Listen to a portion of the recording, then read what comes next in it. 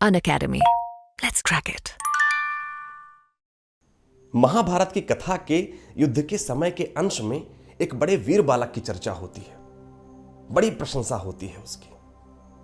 पता है कौन है वो? आप समझ गए होंगे, वीर अभिमन्यु। बड़ी चर्चा होती है। माता पिता अपने बच्चों का नाम रखते हैं वीर अभिमन्यु। लेकिन उसकी चर्चा होती क्यों है? क्योंकि जब हम कथा पढ़ते हैं तो हमें समझ आता है कि वो तो हार गया था। वो जीता कहां था भाई? चक्रव्यूह को भेदते भेदते बीच में घेर लिया गया था और मार दिया गया था। वो जीता नहीं था ना। और जब वो जीता नहीं था तो फिर उसकी इतनी चर्चा क्यों? उसकी इतनी प्रशंसा क्यों? क्यों ऐसा? हारे हुए का कोई नाम रखता है? पर रखता है।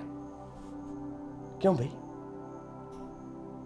क्योंकि बात विजय की नहीं है, बात है हिम्मत की। याद रखिए, अगर विजय होती है तो वो योद्धाओं की होती है, युद्ध देखने वालों की नहीं। और वो एक योद्धा था। अब आपको लगता होगा कि मैं आपको ये सब बता क्यों रहा हूं, ये किस्सा आपके साथ क्यों साझा कर रहा हूं? क्योंकि यदि आप एक विद्यार्थी हैं तो आपको उस वीर बालक से, उस वीर अभिमन्यु से आपको 2 जीवन मंत्र मिल सकते हैं जो आपकी जिंदगी बदल सकता है। उसके जीवन से सीखिए पहला मंत्र, कभी भी हिम्मत नहीं हारनी है और अपने लक्ष्य के लिए अपना पूरा प्रयास देना है, पूरी क्षमता देनी है और कभी भी मात्र देखकर कुछ बड़ा नहीं आंकना है। याद रखिए, चक्रव्यूह बहुत बड़ा था लेकिन उसको चकनाचूर करने वाला बहुत छोटा था, पर उसने चकनाचूर किया था। हमें अपना प्रयास पूरा देना है, अपनी पूरी क्षमता लगानी है अपने लक्ष्य के लिए, फिर चाहे जो परिणाम हो। लक्ष्य पाने की बस इतनी सी कहानी है, लक्ष्य पाने की बस इतनी सी कहानी है। एक संघर्षी है जिसने चलने की ठानी है, बस। अब उस वीर बालक से दूसरा जीवन मंत्र सीखिए। हम सब कथा से परिचित हैं कि चक्रव्यूह के अंतिम पड़ाव में वो महारथियों से घेर लिया जाता है और उसे मार दिया जाता है। आप उस कथा के अभिमन्यु को अपने भीतर के हौसले की तरह लीजिए। खड़े रहना है, जूझना है और इस तरह से जूझना है कि उस अभिमन्यु को तो घेर लिया गया था, लेकिन ये अभिमन्यु, आपके भीतर का हौसला, आपके भीतर की ऊर्जा, ये नहीं गिरना चाहिए।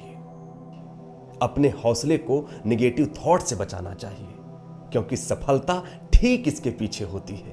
और ये जो मुश्किलें आ रही हैं, ये जो निगेटिव थॉट्स आ रहे हैं, ये जो महारथी हमें चारों तरफ से घेर रहे हैं, ये हमारे धैर्य की परीक्षा होती है। तो ये थे आप विद्यार्थियों के लिए वीर अभिमन्यु से सीखने लायक जीवन के 2 मंत्र। पूरा विश्वास है अब आप हारेंगे नहीं, क्योंकि जब वो छोटा सा वीर बालक ये करतब दिखा सकता है तो आप भी तो वही हैं। किसी भी परिस्थिति में, किसी भी स्थिति में, किसी भी मुश्किल में, किसी भी तूफान के सामने हमें टिके रहना है, बस। अरे यही तो उम्र है कुछ बड़ा करने की, यही तो उम्र है कुछ नया करने की, यही तो उम्र है सब कुछ झेलने की, सागर 2 टुकड़े करने की, सीपी सेतु बनाने की, उम्र यही खो जाने की, उम्र यही खो जाने की। हारे टूटे मन से भी रण में धूम मचाने की, योद्धाओं से सजे हुए चक्रव्यूह में जाने की, उम्र यही खो जाने की, उम्र यही खो जाने की। तो ये तो वो उम्र है जिसमें सब कुछ संभव है, जिसमें सब कुछ किया जा सकता है, जिसमें सब कुछ पाया जा सकता है। फिर चाहे परिणाम जो भी हो, आपका चलना महत्वपूर्ण है। याद रखिए, कुछ पंक्तियां कहना चाहूंगा। पांव जख्मी पर चले तुम, ये बहुत है। पांव जख्मी पर चले तुम, ये बहुत है। गिर गए थे पर उठे तुम, ये बहुत है। तूफान के आगे टिक न पाए भले लेकिन, तूफान के आगे टिक न पाए भले लेकिन, आखिरी दम तक लड़े तुम, ये बहुत है। ज्वार से चोटिल हुई चट्टान हो तुम, सह रहा हर घाव वो इंसान हो तुम।